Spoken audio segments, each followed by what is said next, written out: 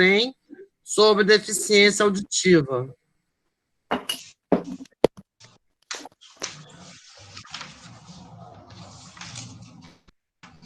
Aí é como elas estão. Bom, vamos lá. Pode começar, depois eu falo do outro. Tá bom. Boa tarde a todos. A gente, então, vai dar continuidade ao tema da aula de hoje. Meu nome é Marcele, sou aluna de doutorado, orientada pela Conceição. Então, a nossa apresentação, eu e a Beatriz, a gente dividiu em duas partes para a gente conseguir contextualizar de formas diferentes e também introduzir esses dois conceitos do tema da aula de hoje. Então, eu vou começar a falar sobre a formação de professores de ciências. E, no caso, nesse primeiro slide, eu botei no fundo alguns pontos que eu acho interessante a gente começar a citar, né? Apesar de já ter sido falado hoje. Que, no caso, o educador, como o professor, né?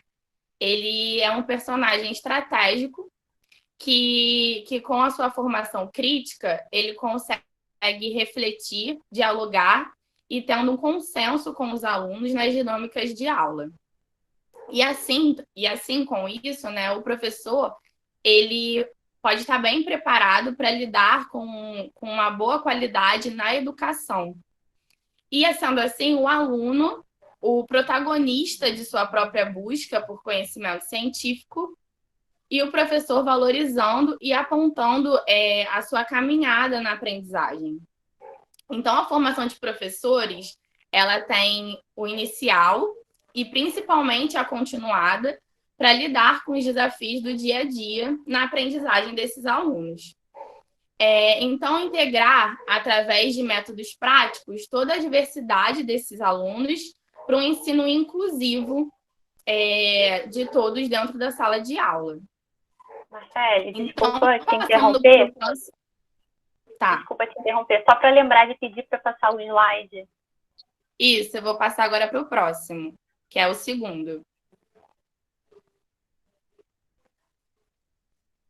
Então, Olha só, Marcele, vai só me avisando quando você quiser, que aí eu vou passando para você, tá bom? É porque eu só quis dar uma introdução dessa capa que eu botei, porque tinha muitos desenhos, então eu quis apontar algumas coisas que estavam nos desenhos. Bom, então, nesse segundo slide que a gente está vendo, sobre a primeira parte do nosso tema, né, que é a formação de professores de ciências. Utilizando os artigos que foram disponibilizados pelas professoras, me remeteram a pensar o papel do professor como componentes importantes dentro de sala de aula, que no caso é introduzir novas ideias ou ferramentas culturais onde for necessário, fornecer apoio e orientações aos estudantes, a fim de que eles próprios possam dar sentido a essas ideias. E ouvir e diagnosticar as maneiras como as atividades instrucionais estão sendo interpretadas, a fim de subsidiar as próprias ações desses alunos.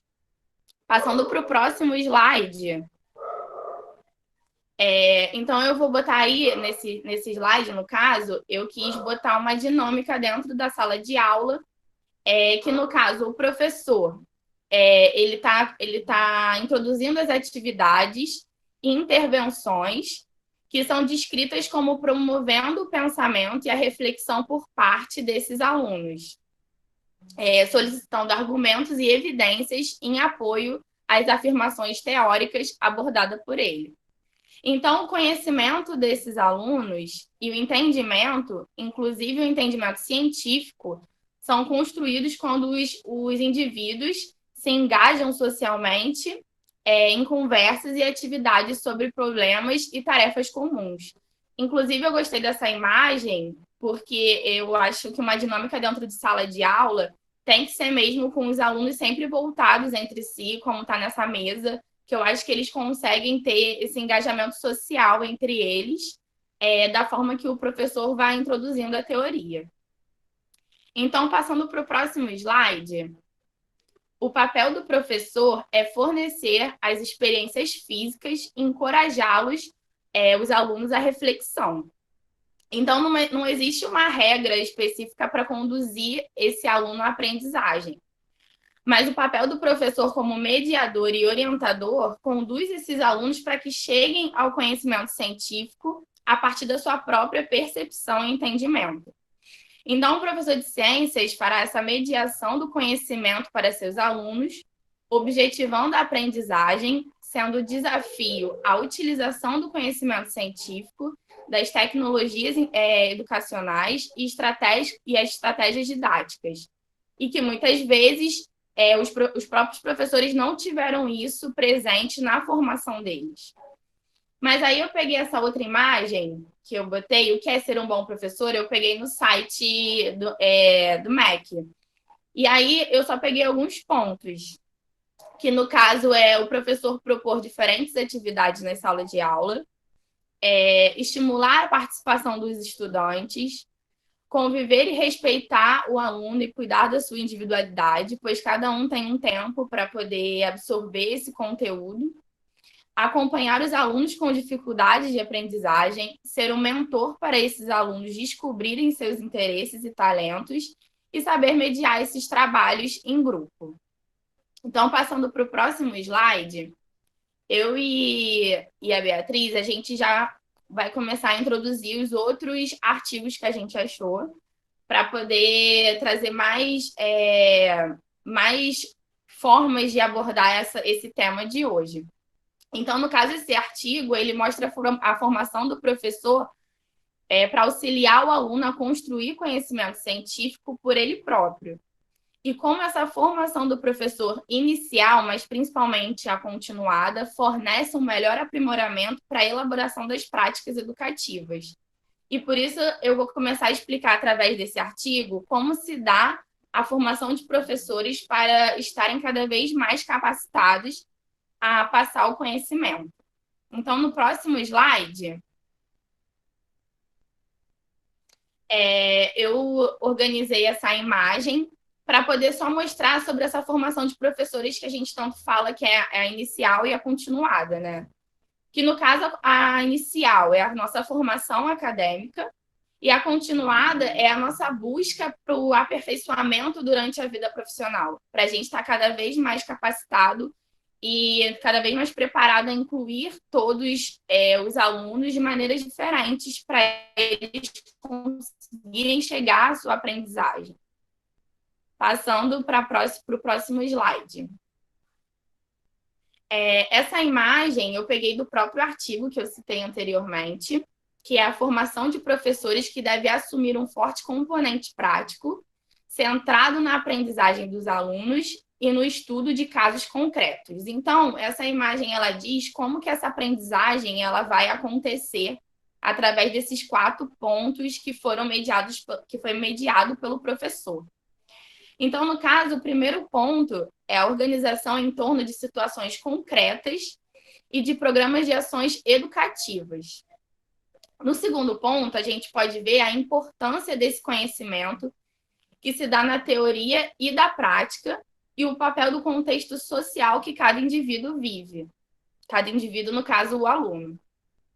No terceiro ponto, a importância de um conhecimento pertinente que não é uma mera aplicação prática de uma teoria, mas que exige sempre um esforço na reelaboração desse contexto. E a quarta e última forma desses alunos conseguirem absorver essa aprendizagem é a importância de conceber a formação de professores num contexto de responsabilidade profissional, sugerindo uma atenção constante à necessidade de mudanças nas rotinas de trabalho, sendo mudanças coletivamente e organizacionais para que consiga se concretizar essa aprendizagem. Então, passando para o próximo slide, eu também retirei isso do artigo que foi citado. Então, o que é necessário que o professor seja estimulado a pensar sobre as suas ações e tarefas que cumpre? Acima de tudo, se perguntar Por que me tornei professor? Qual o meu real envolvimento com o ensino e com a aprendizagem desses alunos? O que faço para adquirir mais conhecimento? Então, como eu botei nessa charge, eu acho que o professor, na verdade, tenho certeza que o professor faz toda a diferença, independente do que possa acontecer, né? Eu acho que nós, professores, a gente tem que ter essa noção mesmo da gente sempre se capacitar para conseguir cada vez mais passar um melhor ensino. Então, para todos os professores de ciências, existem desafios diários, sendo assim necessária a qualificação para que estes não fiquem à margem das necessidades escolares, sem identificar as suas insuficiências. E, no caso, com isso, a gente não ficar desatualizado na nossa trajetória. Então, agora, só para fazer esse link das duas partes do nosso tema, então, a formação de professores de ciência para alunos com deficiência, possibilitando a inclusão de todos os alunos na busca do conhecimento científico. Então, daqui para frente, a gente vai começar, a Bia vai dar a continuação dessa parte da formação de professores para alunos com deficiência. Pode passar o próximo slide. Olá, boa tarde a todos. Todos me ouvem bem? Tudo certo? Então, vamos lá. Agora, então, seguindo na formação de professores para alunos com deficiência. E aí a gente trouxe aqui a cara do artigo, um dos artigos que a gente usou como base, para ver se vocês se motivam a buscar mais, que nós gostamos bastante dele. Ele faz uma revisão bibliográfica de como vem se dada a formação docente no Brasil a partir da perspectiva da educação inclusiva. Considerações sobre a formação docente na perspectiva da inclusão escolar. Bom, e para começar a falar sobre o assunto, eu trouxe umas perguntas, uns questionamentos, né? Que, para a gente pensar se estão sendo formados professores que são capazes de reconhecer as demandas educacionais dos seus alunos. E aí, quando a gente fala alunos, pode passar, por favor, desculpa, esqueci de pedir para passar, Sandro, pode passar, esse foi o slide que eu falei, desculpa. E aí, a primeira pergunta é se estão sendo formados professores que são capazes de reconhecer as demandas educacionais dos seus alunos. E quando a gente, pode passar, por favor, de novo, Sandro, quando a gente fala alunos, que nós pensamos em toda a diversidade de alunos existentes. Se toda vez que, na nossa prática, na nossa leitura, ou quando a gente está discutindo teorias, que a gente pensa em alunos, que a gente está pensando na diversidade. Pode passar, por favor? Pode passar também, por favor? E se todos esses alunos que nós estamos pensando, se eles aprendem de forma linear, como a escola tradicional almeja. Pode passar.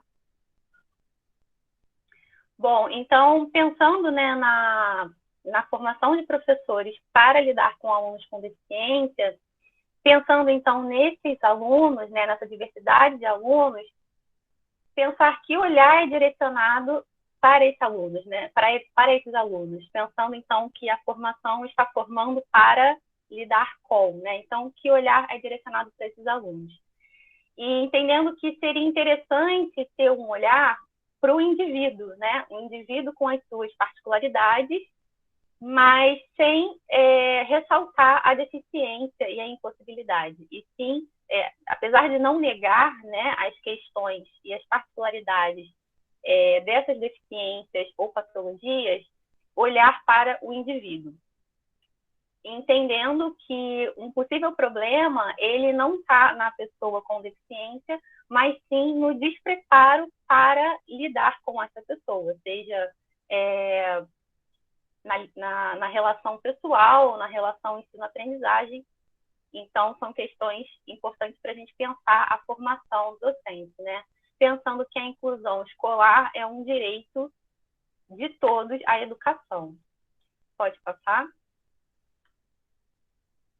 E aí eu trouxe um trecho que eu achei que sintetiza bastante o que a gente vem falando, que é a educação inclusiva, pensar a educação inclusiva como um movimento de ampliação do acesso ao ensino regular por alunos alvo da educação especial. e um processo de democratização do ensino no qual existe o respeito às especificidades do sujeito, sendo garantido os direitos a uma educação emancipatória e de qualidade. Pode passar, por favor. E essa questão, né, os desafios presentes na formação docente para lidar com as pessoas com deficiência não é um tema, assim, já, há bastante tempo já se sente a necessidade, né, já se sabe da necessidade de investir nesse tema e nas práticas, e até esse artigo ele traz a portaria 1793 de 94, falando da necessidade de complementar os currículos de formação do docente e dos outros profissionais que interagem com portadores de necessidades especiais, né? Hoje em dia a gente nem usa mais esse termo, portadores, mas só para uma referência que essa questão ela já é trazida há tempos, né? E aí, qual os desafios, né, que a gente pode falar? Porque aqui o tempo é curto, então nós trouxemos alguns desafios e algumas propostas, possibilidades, né? Então, desafios dessa formação. No curso de graduação, né, falando agora do curso de graduação, o que é percebido é que normalmente os currículos eles são engessados ali, né, e não é discutido ou é discutido de maneira muito generalista sobre os alunos com deficiência no ambiente escolar. Muitas vezes termina a graduação e aí que o professor vai pensar, caraca, mas eu posso receber um aluno com deficiência, e agora, né? O que eu faço? Então,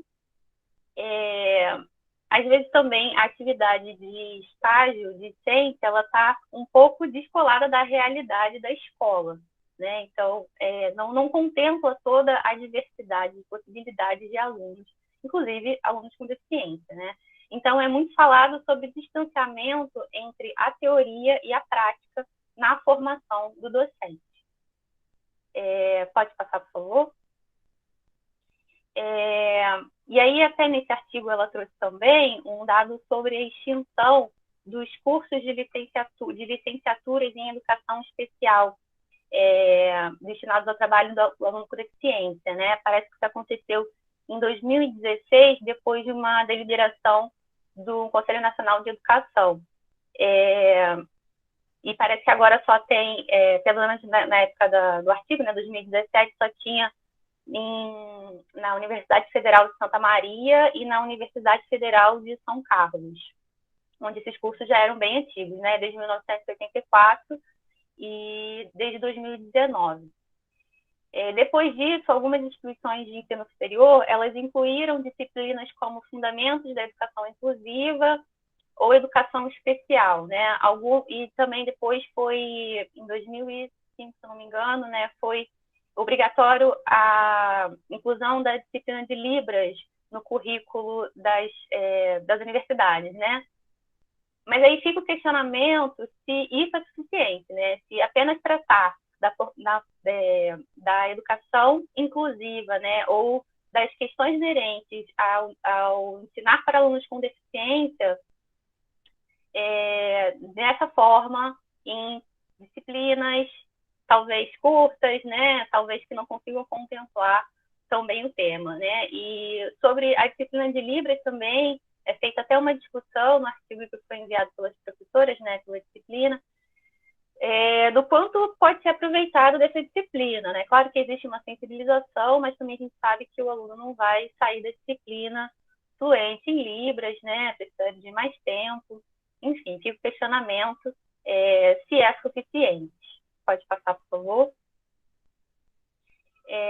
E sobre a formação, né? A formação continuada, os cursos de atualização e capacitação, é questionado sobre o quanto das teorias educacionais são aprofundadas, né, nesses cursos, teorias que poderiam ajudar a pensar o professor na informação a pensar sobre essas questões. Outra questão também da formação continuada é que ela deveria continuar algo que foi começado, então, de novo, trazendo a necessidade de importância de terem esses assuntos sendo falados na graduação, né, para a formação continuada ser uma forma de aprofundamento ou um direcionamento de acordo com aquela necessidade do professor. Então, de novo, a necessidade de trazer esse processo de desenvolvimento humano e da diversidade no curso de graduação, né? E aí fica o questionamento também se o debate sobre a diversidade e inclusão não deveria estar em todo e qualquer espaço de formação docente. Nós não deveríamos estar pensando sobre essas possibilidades e essas pessoas e as suas características sempre, né? Pode passar, por favor. Então, trazendo algumas possibilidades para a formação do docente para a educação inclusiva, né, para lidar com os alunos com deficiência. Seria interessante a adequação da acessibilidade física, didático-pedagógica e atitudinal, né? Seriam 3 eixos aí fundamentais de trabalho, de reflexões e construção de saberes, né? Lembrando que não existe uma receita para lidar com o aluno com deficiência, porque cada aluno é um indivíduo, assim como cada pessoa que possui alguma deficiência vai ser um indivíduo com necessidades específicas, com formas específicas de aprender, de entender, de perceber o mundo e de interagir. Então, quanto maior o conhecimento de estratégias, de recursos para trabalhar com a diversidade de alunos, maior vai ser a possibilidade do professor de criar, recriar e produzir estratégias de ensino ou de formas de comunicação, de interação, enfim. Então, muito importante estudar a diversidade, né? A especificidade, as necessidades educacionais da diversidade de indivíduos existentes, né? Assim como as tecnologias assistivas que podem auxiliar o professor no processo de ensino-aprendizagem, né? Pensar numa aprendizagem multissensorial, né? Uma maioria que acredito que eu seja normovisual, que não tenha nenhum tipo de deficiência auditiva, então estamos aqui todos interagindo dessa forma, mas pensar que em qualquer plataforma, de qualquer tipo de local de ensino-aprendizagem, nós podemos aprender de maneira multissensorial, né? Todos nós. E também propor atividades que todos participem, que de fato exista uma inclusão dos alunos, né? De todos os alunos no momento que a atividade está acontecendo. Então, às vezes o professor ele pode adaptar a atividade que ele pensou para, de repente, não usar tanto um ou outro sentido, para incluir todos os alunos numa mesma proposta, né? Numa mesma dinâmica. E reconhecer a universidade como, né, uma outra questão, uma outra possibilidade, e a outra coisa importante pensar, reconhecer a universidade como um espaço de formação de professores diversos, ou seja, né, cadê as pessoas com deficiências na universidade? Cadê os professores com deficiência em todos os locais de ensino-aprendizagem?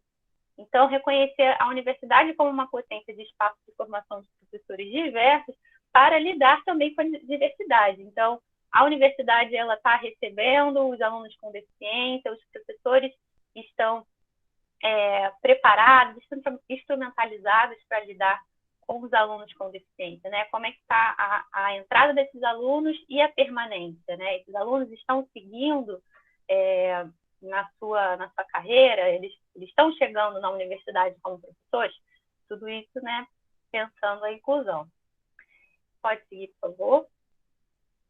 Então, nesse processo, né, outras possibilidades, né, o professor como sujeito crítico reflexivo, de sempre estar reformulando, né, pensando sobre, refletindo a sua prática e aprimorando, como parte da formação continuada, que hoje foi tão falada aqui, né, diversos momentos, e, fundamentalmente, desconstruir, né, certas questões e a gente mudar a perspectiva. Então, quando olhar para o aluno, eu já até falei, mas vou reforçar, né, valorizar o indivíduo e as suas capacidades dentro das suas especificidades, abandonar o medo das diferenças, né, o que é muito falado também, que tudo que é feito voltado para os indivíduos com deficiência acaba beneficiando todos os alunos, é um estímulo novo, acaba que todo mundo interage e se beneficia de alguma forma com as atividades propostas, pensando nos alunos com deficiência. Olhar para as possibilidades e não para as impossibilidades, construir o conhecimento a partir das relações, né, trazendo também essa dimensão de que ninguém melhor para dizer como pode ser feito do que a própria pessoa com deficiência. Ela pode, a partir dessa interação, né, o professor-aluno, entender o que é melhor para aquele aluno ali. Isso tudo é pensar acessibilidade atitudinal, né? E aí, trazendo aqui um pouquinho da minha pesquisa, que tem um olhar voltado para, principalmente, esse tipo de barreira de acessibilidade, né? Que é a acessibilidade atitudinal.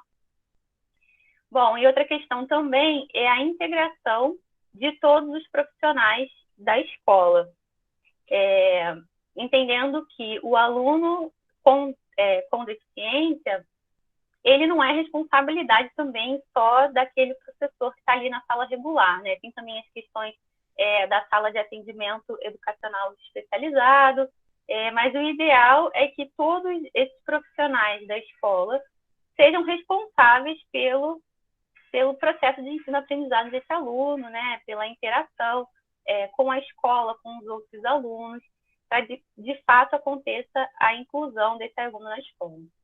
Pode passar, por favor. E aí eu trouxe 2 trechos que acho que também sintetiza bem, que é a formação de professores, tanto a inicial como a continuada, ela deve estar apta a produzir conhecimentos voltados para a prática docente, que aprimorem respostas para atender às demandas da diversidade dos alunos presentes na escola. Então, o professor aí com o seu papel fundamental está assim, se atualizando e pensando todas essas questões que nós trouxemos hoje, né? E também a importância da teoria estar aliada com a prática, né? Então, a inseparabilidade da teoria e da prática é o caminho para formar professores capacitados para o pensamento crítico-reflexivo das suas ações pedagógicas e criar possibilidades para atender da melhor maneira as demandas existentes no cotidiano escolar. Bom, é isso. Muito obrigada. Obrigada, Sandro.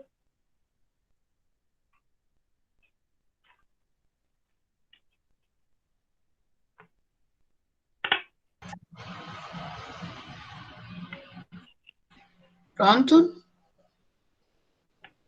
Parabéns.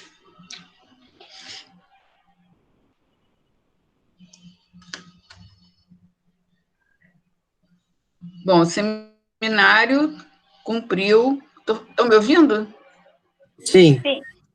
Cumpriu os objetivos, e eu vi que, complementando, a Conceição havia falado do texto do Éder, né? E o outro texto que nós lemos e que vocês também abordaram é da Rosalind Driver, né?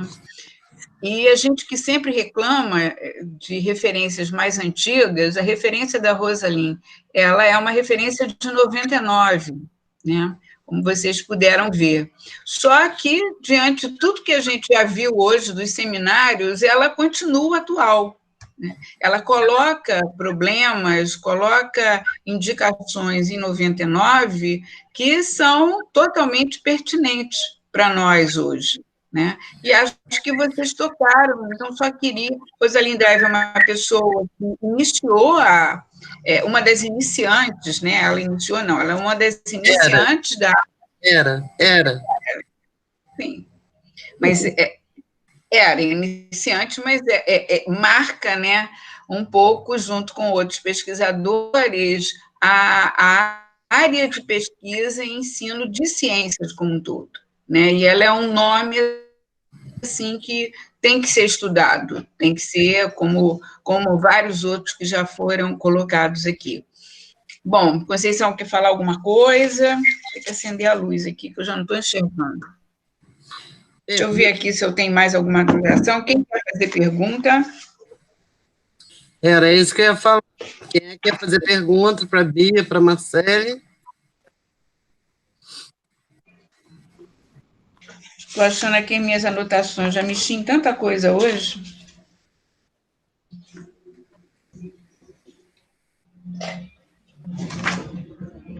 Ninguém? Ninguém, menino. Eu vou só colocar aqui, quer dizer,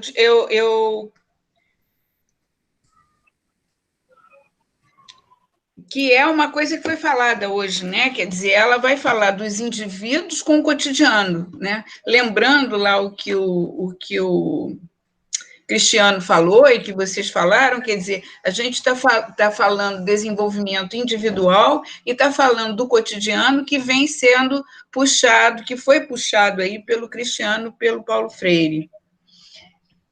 Ela fala de aculturação, né? E como é que esse conhecimento científico tem que ser negociado, nessa construção do conhecimento científico, tem que ser negociado com os alunos, né? Trazendo daquela concepção que ele tem e fazendo a transformação, usando o simbólico para fazer essas analogias. De repente, você tem que pensar também no papel do professor de ciências, por isso esse texto está no item Formação de Professores, e o professor não é um transmissor, quer dizer, eu gostei muito do trabalho em grupo, né, que a Beatriz colocou, né, aquela sala de aula em grupo, quer dizer, o professor não é um transmissor, ele oportuniza a discussão conjunta. Claro que ele tem que dar as informações corretas, mas ele tem que participar nessa construção social. E aí, essa ajuda do professor, essa participação do professor em sala de aula, ela deixa de ser o que o Paulo Freire vem falar de uma formação bancária, de só um depósito, para construir esse conhecimento científico social. O professor vai ter que dar a validade desse conhecimento e vai ter que fazer com que o aluno saia enculturado, quer dizer, que ele mude de cultura, né? E aí eu não vou entrar na discussão de enculturação, aculturação, letramento, porque esse é outro tema, mas ela já desperta para isso, e é importante vocês verem que é uma discussão que ela vem de décadas, né? Ela não está sendo colocada agora. Né? Quem se formou na década passada, né, parece que está tendo uma inovação, mas não, ela vem do século passado, na realidade. Né?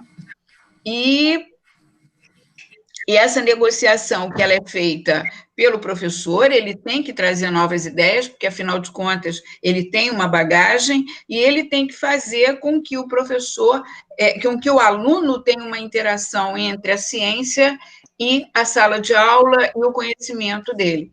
Isso, assim, só para não deixar, né, de fazer um resumo do resumo que vocês apresentaram no seminário. Agora está aberto aí para vocês fazerem perguntas, questões. Eu queria complementar, não sei se eu estou de microfone aberto. Eu queria complementar, porque eu só falei do Éder e do Marcela, praticamente, e que esse é um dos poucos trabalhos que eles têm sobre deficiência auditiva. Né? Pelo menos os meus 4 pimpolhos que estão aqui estão trabalhando com deficiência visual. E existem diferenças marcantes entre deficiência visual e deficiência auditiva, apesar de ambas serem deficiências sensoriais, melhor dizendo, o cego, o deficiente visual, não tem cultura própria. Ele consome a nossa cultura, ele consome os nossos valores, os nossos bens. Mas o surdo, o deficiente visual, ele tem uma cultura própria, tem uma cultura surda. E há também uma controvérsia na melhor forma de se educar uma criança, um jovem surdo, ou por Libras, que é uma língua oficial brasileira. Nós somos um país bilíngue, português e Libras, ou fazendo um tratamento de oralização. Quer dizer, então, é oralizar esse indivíduo. E aí, normalmente, as pessoas que são oralizadas têm uma voz assim, meio metálica, que é difícil, né? Ele, às vezes, ele não é necessariamente surdo-mudo. Ele é mudo porque é surdo. Então, ele não consegue imitar a voz, ele não consegue formular, fazer os fonemas necessários para falar. E tem um livro que é muito interessante, de um neurologista que já não vive mais, suicidou, mas é muito conhecido, tem uma coleção de livros, e Vendo Vozes, do Oliver Sacks, para quando vocês quiserem ler alguma coisa diferente, é como se fosse um romance, porque é romanceado. Esse Vendo Vozes, do Oliver Sacks, ele apresenta toda a cultura surda. Tanto que nos Estados Unidos há uma faculdade, uma universidade, em que desde o reitor ao funcionário mais humilde, só entra se for surdo. Né? Eles têm, e quem é do Rio de Janeiro, se passar ali na Rua das Laranjeiras, em frente à Escola Nacional de Surdos, diametralmente oposta, no sinal, há um bar onde eles se reúnem. E eles conversam de uma forma muito animada, em línguas de sinais, nós não entendemos nada, mas eles se tocam para chamar atenção, e quem está no EBS, na Fiocruz, deve conhecer vários funcionários da Fiocruz, do IOC, que têm deficiência auditiva. E uma coisa que eu notei, que foi muito interessante, eu estava no prédio, no Leônidas Deane, de repente, todos eles correram, todos eles entraram. E a seguir começou o tiroteio. Então, eu não sei explicar, não me perguntem se eles já sabiam a hora, ou se a onda chega antes para eles, quer dizer, a onda mecânica chega antes para eles e o som chega depois para nós, mas, de qualquer forma, foi uma observação interessante. E para os físicos, procurem Wozniacki, é uma pesquisadora finlandesa, se eu não me engano, que trabalha com deficiência auditiva, e um dos problemas que ela aponta é a dificuldade de você criar, de você elaborar termos técnicos na língua de sinais. Né? Porque, diferente do Braille, cada país tem a sua língua de sinais. Se você é proficiente em Libras, isso não significa que você vai chegar nos Estados Unidos fazendo os mesmos sinais e será atendido. Né? Terá que fazer um curso de língua inglesa ou língua americana de sinais. Diferente do Braille, desde que você aprenda o alfabeto, você consegue falar qualquer idioma. Consegue melhor, consegue escrever qualquer idioma, porque você não é surdo nem mudo, então você fala qualquer idioma. Bom, me estendi, mas eram pontos que eu tinha anotado aqui, que agregavam ao texto da Marcela e do Éder. Tá? Eu agradeço a presença de vocês, assim, sem café. Sem café, direitinho. Anotei aqui que Bia e Marcele acrescentaram novos artigos ao seminário, isso é o que a gente está esperando de todos, isso foi muito bom, foi uma boa escolha. O Nova é um referencial, é um dos pilares na formação de professores, né? Então, eu parabenizo as duas, eu achei que foi muito bom. Tá? Por mim, chega.